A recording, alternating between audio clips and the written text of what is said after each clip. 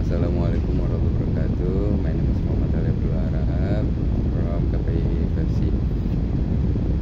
Once upon a time, deep in the mountain, lived a dragon. Every 100 years, he wakes up.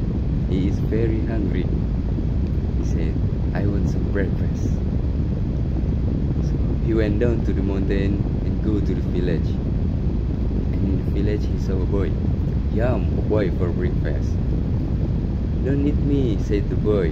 "I'll give you some food." The boy took the dragon to his house. He ate 3 plates of chicken and rice. "I'm still hungry," said the dragon. The boy gave the dragon more food. He ate 5 plates of noodles and 10 sausages. He was still hungry.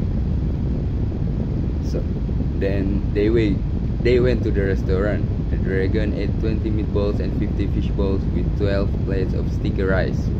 After that, he ate 6 puddings and a cake, but he was still hungry. Then they went to the shop.